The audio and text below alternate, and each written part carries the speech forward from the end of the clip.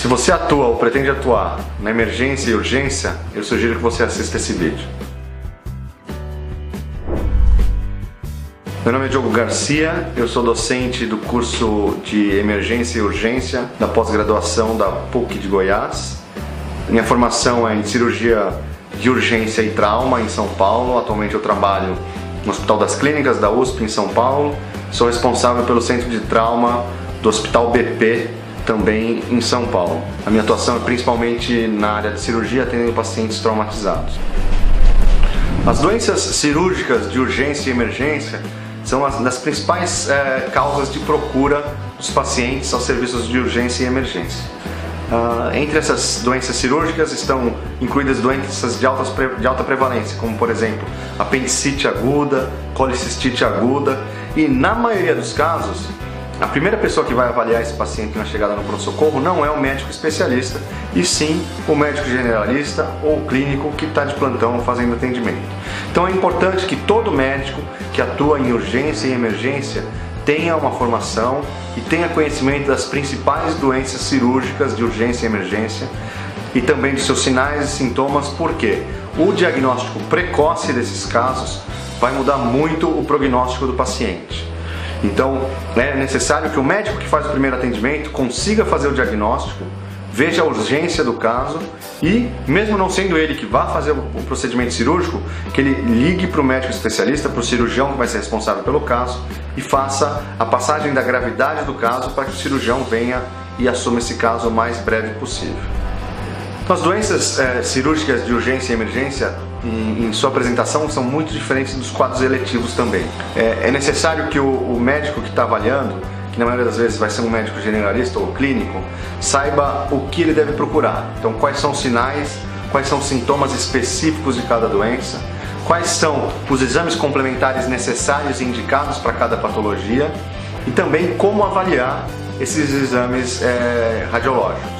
Então, é necessário que o médico generalista tenha uma formação e saiba avaliar um raio-x de abdômen agudo, saber quais são os achados sugestivos de uma apendicite, saber quando indicar uma ultrassonografia e quais são os sinais clínicos de uma colicistite aguda para você indicar um ultrassom, e quais são os achados específicos da ultrassonografia que falam a favor de um quadro de urgência, de uma colicistite aguda, que indicaria a necessidade de internação e de um procedimento de urgência.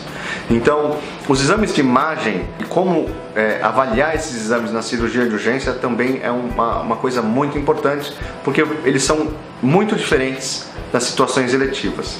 Então, uma tomografia de abdômen num paciente com um quadro agudo de emergência, os achados que você vai ter são muito diferentes daqueles que você vai achar num paciente com uma doença abdominal eletiva.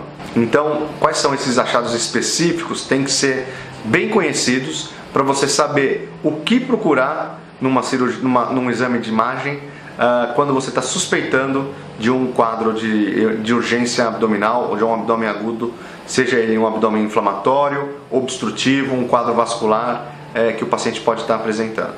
Quadros abdominais relacionados com cirurgia de urgência e emergência são muito prevalentes.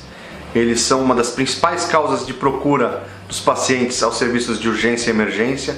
Na maioria das vezes, a primeira pessoa que vai fazer essa avaliação é um médico generalista e um clínico que não é especializado nessas doenças. Então é necessário que esses médicos tenham uma formação e um conhecimento prévio para saber quais são os sintomas, quais são os principais achados do exame físico, como é a interpretação dos exames radiológicos nos pacientes com doenças cirúrgicas de urgência e qual é a conduta que deve ser tomada para esses casos.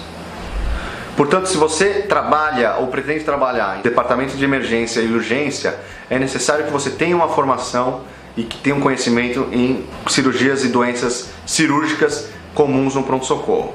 Portanto, eu sugiro que você venha e participe do programa de pós-graduação em urgência e emergência da PUC de Goiás, onde nós vamos discutir as principais doenças relacionadas com cirurgia de urgência e emergência e também como avaliar e o que você deve procurar nos exames complementares nas doenças de urgência e emergência também.